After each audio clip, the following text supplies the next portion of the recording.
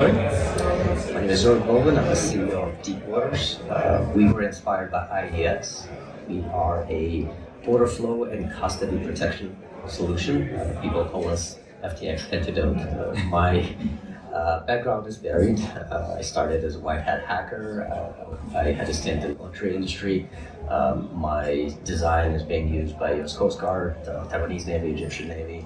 I also had 9 startups in the last 20-some years, with 2 of them to large public exits. I'm very happy to be here. Fantastic. I just want a quick show of hands. Who here has had a little dip in the DeFi markets, tried things like Uniswap? Okay, only a couple of hands in there. Okay, there we go. Thank you for your honesty. So I think everyone knows what DeFi is. What I'd like to know from our panelists is what has really driven DeFi over the last 2 years and what really brought it to mainstream in crypto in particular? And I'll open it up to anyone to take it first. But you mentioned that your firm is sort of the FTX antidote. Maybe you can chat a little bit about how you see DeFi and what the data tells you about how people are using it and what the real use case is. Yeah. I do agree with Lisa, utilitarian usage is quite important. I have a bit of a cautionary tale. So we started as a very maximalist DeFi shop. We wanted nothing to do with centralization. My CTO, Greg Barnes, and myself written hundreds of pages, some of them immortalized forever as white papers, some of them burned in the fire, thank God. And we were simply not satisfied with the level of protection that it affords to the clients. So the one thing that I think is important for DeFi is have clarity of purpose. DeFi is a very powerful thing. How we apply it is very important.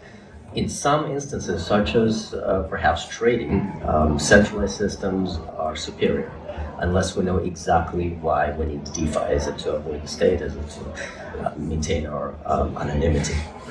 So continuing my story, we went into the hybrid world. We brought a bit of centralization in, and then, of course, we had to be trusted, and we didn't like that at all. Very frustrated, didn't know where to go there, went directly to the centralized exchange, and then realized the only solution to our troubles is blockchain. And the way that played out, and in fact I see that this might be the future of DeFi, is adoption of traditional finance, of things such as consensus, to make it provably better. What I mean by that is you can comply with SEC and can be malicious compliance to the letter, yet there's a lot of things will be still open. You can commit to do better, but then somebody has to take your word for it. Yet, if you bring external validators, they can check you and they can provide compartmentalized compliance, if you will, crowdsourced compliance, that somebody like SEC can actually digest, because it can be completely split off, and there's a centralized affair and there's informational only, sort of this crowdsourced DeFi affair. Well, we're actually investment ideas for you sitting out there. Just on DeFi 2.0, Zorrik, you had some interesting points just about use cases and the evolution of DeFi. I mean, do we really need to call it DeFi 2.0? I mean, is that even a consideration, or is it just the evolution of DeFi? It doesn't need to be classified as something else, it just needs to be improved. Sure. That's an interesting question. We've been hearing DeFi 2.0 for a while. I am very guilty. I use the term for my own company, and then we scrapped that. A little bit more deeper thought there. Lately, I feel DeFi 2.0 is a little bit like bacteria 2.0. Right? What is it? It can be bigger, it can be more complex, but ultimately it does the same thing. Going back to the history of it, it comes from something very, very simple on purpose. Right? Bitcoin was created with a limited feature set intentionally to make it sustainable long term. And it worked pretty well. And as DeFi is moving away into more and more complexity, what you see is, okay, we have a term trustless, right? But it's trustless code, but who makes the code? Now we need to trust the people that make the code. Now we need to trust the people that audit the code. And one thing, the people that look at the hacks, not everybody realizes that not all hacks are the same. It's not a lot of them are actually technological hacks. Many of them are just logical exploits. What's even worse, a lot of them are exploits of the protocols that function exactly as they're designed. In other words, it's a fault in how they fit into the financial ecosystem. And finally, it's just the deficiency of the financial ecosystem itself, which is, as the gentleman correctly said many times, fragmentation and liquidity is a huge problem. And DeFi, decentralized, right, means it implies tremendous variety, and that tremendous variety also implies tremendous fragmentation. So where do we go from here, and do we need more complexity here? So for myself, to be honest, the first question I always ask if I'm considering a project is, can I do the same thing without blockchain? Honestly, do I need blockchain? My brothers are software engineers, and they often ask me, when we're covering certain things at Cointelegraph, like, why do you need blockchain for that? You could use a centralized sort of system to do that. Sure. And you have to be very clear about the applied ecosystem, because blockchain has done a lot of good things. For people to whom, for instance, banking is not available.